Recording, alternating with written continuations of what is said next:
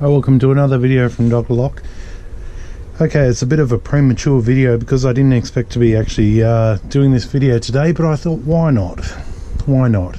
It's not in its perfect condition, but I'm going to give you the run through of this vehicle anyway. Okay, you've seen my last van, you've seen a couple of other of my vans, and I thought I'll do this video just to show you what's going on with this van. This is the brand new Iload. Okay, now I want to take you through. I should have probably cleaned it for the video, but I'm guessing a lot of people who are actually watching this video know a little bit about vans and things, and they do get messy, and hopefully we can overlook the messiness and just look at the functionality. Now this van is an Iload. Okay, so this is the spacing that you're going to get. This particular vehicle here, I've put a bit of work into, okay, you could say, and a bit of money, fair enough. Now I want to show you some of the features that are involved in this van, because this van has a capacity to do automotive and domestic locks, and that's pretty much what I do. Okay, I don't do that much automotive, but I do more domestic. Okay, fair enough, but I want to show you how I've set it out to allow people to know what works for them, what they liked, what they didn't like, and if you like or don't like something, it's completely up to you. This vehicle here is something that I use every day, and I'm going to take you through and show you what is good and what I like.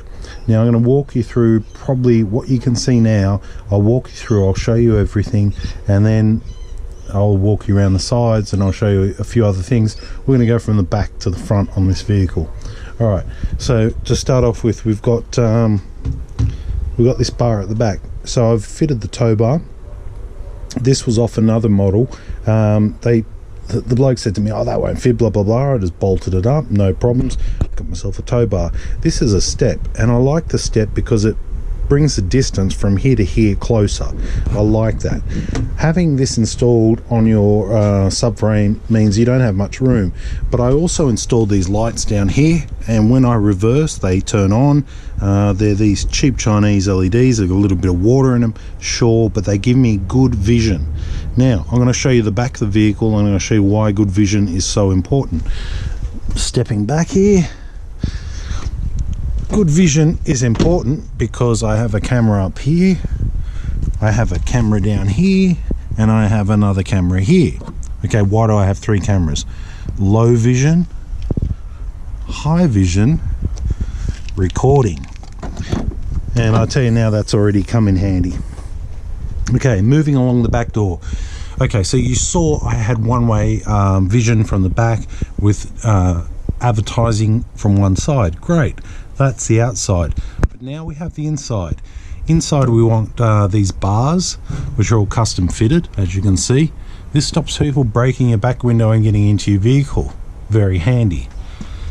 Moving along, stainless steel bar, so I can pull my door down when I'm on the inside and it's wet and it's raining. I can just pull my door down. Next thing, lights. I'm standing right here.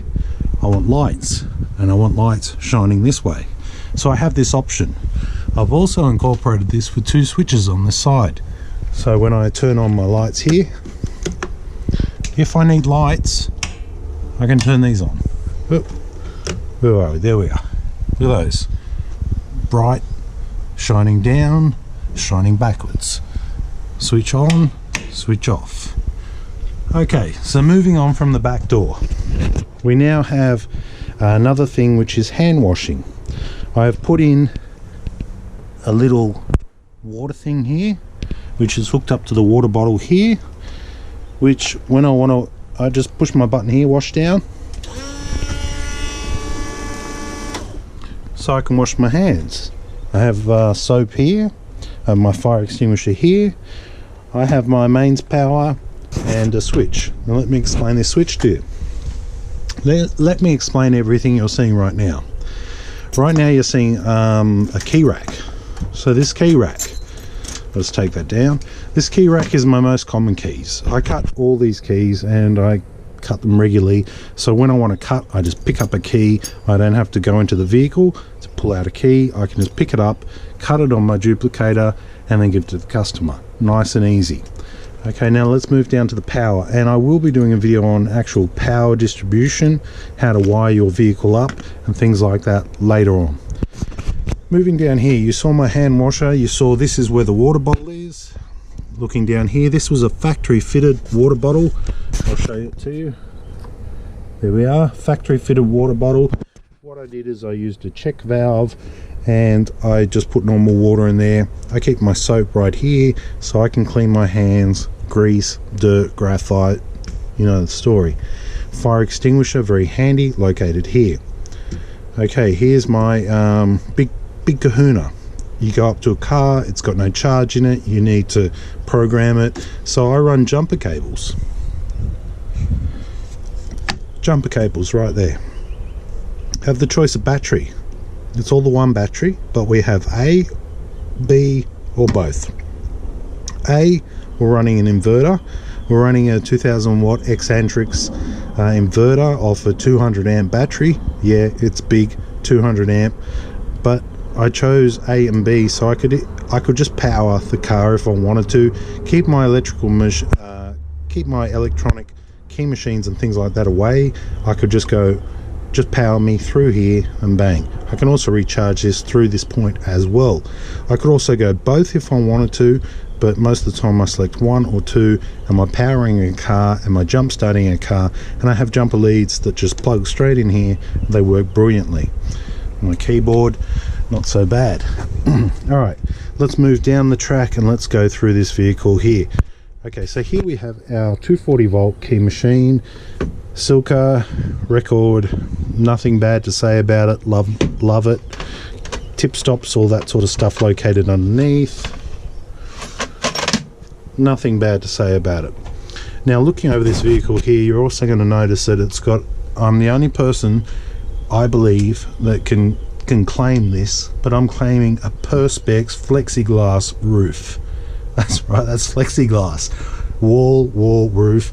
I wanted to make it look like a bit like an ambulance because that's our brand name, Dr. Lock. So I went with Plexiglass. We have insulation underneath it, so it also helps reduce the heat in the summertime. So that's what I did for lining. I went Plexiglass. The guys at All Plastic really helped me out. They did an awesome job. I made some templates. They got it happening. Moving down here, I have a bit of room for some key tags, a bit of rubbish, and that's my main rubbish bin down there.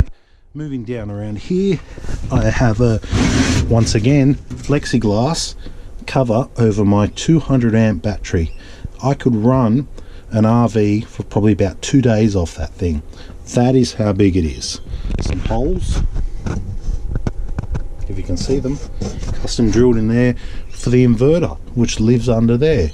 Once again, this whole power unit, nicely sealed, has air vents for things like charging, gases, anything like that, but it is a sealed battery, so it really has no gases. And I've reused these shelving from my last vehicle, so you might remember that. Okay, moving along, key machines. Yes, we've talked about just a simple duplicator. Silca Futura Pro. Best to see my other videos on that. Good. It is a good code machine, but I'm just not happy with it just yet. Moving on. HPC 1200, love it. This is my custom cradle. Once again, Plexiglass. Pulling it out. Got my swarf tray. This machine never came with the swarf tray, and it was really a bit of a shame because this is the code machine that just really I love. Moving on, X-Horse wave copy machine, multiple jaws, nothing fancy, works good. I haven't used it a lot, but it is a good machine. I can feel it in the quality of the build, so I'm really happy with that. Moving along the back, insulation on every part of this vehicle. It does get hot, 40 degrees. It makes it 50 or 60 when you're in a vehicle. So I've insulated there, I've insulated under here, and I've insulated over here. This is all insulated. Okay, moving on. 110 step down because certain machines like this one and this one are using 115, which is American power voltage. Nice easy switches down the back there, so I can isolate which one I really wish to isolate. Moving down around the back here, we have a torch. not a torch but a light. Okay, if I need to bring this down on the key, I can. Look at that. I can bring it back around here, flexi snake. I can actually bring sight on what I'm cutting. I like that, so I just pop it back up here. One of the differences that I've done from this vehicle to the last vehicle is magnetic wall hangers. Okay, here's my tool, works. So I like that, it keeps it out of the range, it's not so bad. Another thing I did different this time round was my energy meter. You know, I can select what's going on there, show me how much I'm drawing, how many amps, how much the battery's full, all that. So I put in that. That's called Victorian Energy. It's a battery monitor, not so bad. I also got my guys who do the Plexiglass to build me in this shelf here. I use it for my invoice book, and I have my other code books down the back here as well. I like that, that's not so bad. This is a quick add-on with my safety goggles. Moving back around here, I have my WD-40 and my quick lubricants. They just hang there on drink bottle stands. Moving along to lighting now, we have LED lighting all the way through. I have more lighting than I need most times, and it gives you a bit of a headache if you have them all on at the same time. Okay, moving along. So this is just the side bench. I'm not finished yet. Plexiglass bench, that's right, nice, nicely edged, look at that. Then I move down to my parts, which are parts for locks all the way along through. You want something, it's kind of here. Push that back in, you know, latch, beautiful. So that's nicely done. Once again, there we have our spares along there. Okay, moving down below, I already showed you mess. That's a storage thing. Sorry, that's a garbage. That's my garbage bin. Show my garbage bin. Nothing in there. I actually cleaned it out today. Big battery inverter. Okay, now this part here, I really should have cleaned it. I'm just going to move this over here. I'm going to move this over here to demonstrate what's actually going on here. Now, I sit in this vehicle, it's raining outside, so what am I to do? You know, what am I to do? Exposure, okay, we're still good. I need to access key blanks, remotes, and other keys. So I built it in this formation so that I could access everything, and it has worked. These things here are about $500-600 a rack, and that does work. I go over here for my pins. You push it in, you pull it out, push it in, pull it out. Okay, chips, transponders, car remotes. Okay, and I also had these custom Perspex dividers made, and I'm going to show you more about them later. But what I want to show you that's really cool, I'm sitting in, it could be a blizzard outside, and I can go, right, give me pins, give me keys, okay, and give me, oh, that one doesn't work, give me car keys. You know, I can go either which way, and you don't know how cool that is until you start using it. Okay, now have a look at these dividers right here, labeled, Perspex, sealed, numbered. Okay, find me a key, not a problem, all the way through. So I've started off with small keys, house keys, car keys 2, car keys less chips. Now we work over to the programmers. We've got programmers, key DIY, VVDI, pins, yeah, you're getting the idea. Okay, so keys, programmers, pins, remotes, all of them within range. Moving over here, key programming, more key programming. Okay, so we have our tools, you know, they all fit in there. And although we have a jump start off this car, I still like to use my old you know, the Lion Iron jump pack, you know, that's this big, you just turn on. Lon's door lives up there, smart dongle, you name it. Programming, car programming lives there. I have a bit of space up the top here which I'm yet to actually work out what to do with, but I'm still going to be working on that and sorting that out.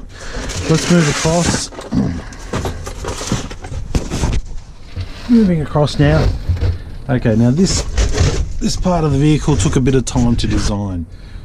I use a Panasonic Toughbook. Here is the computer right here, and I can just pop that out and do that. I have USB on the front, down the bottom. It's actually a cradle, but it's actually on an arm, so I can just loosen this off, direct it over where I want it, tighten it up, and away we go.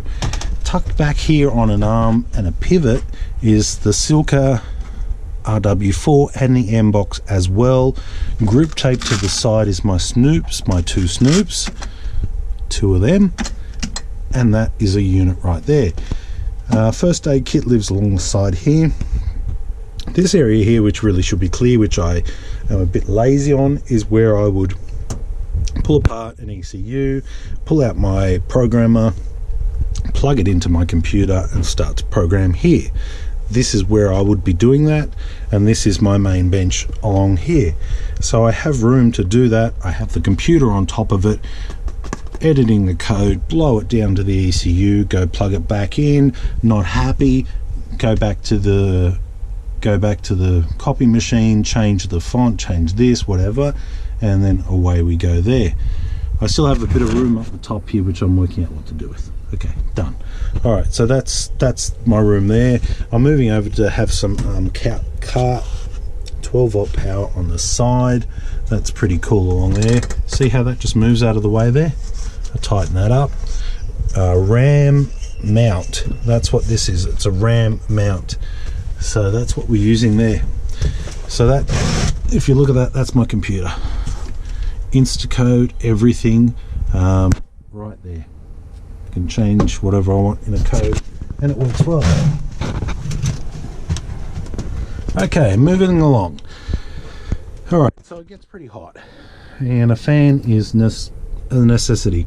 I had a cheaper fan in here. It was like 30 bucks. I said, bugger it, give me the $200 fan. So I got the $200 fan, and there she is there.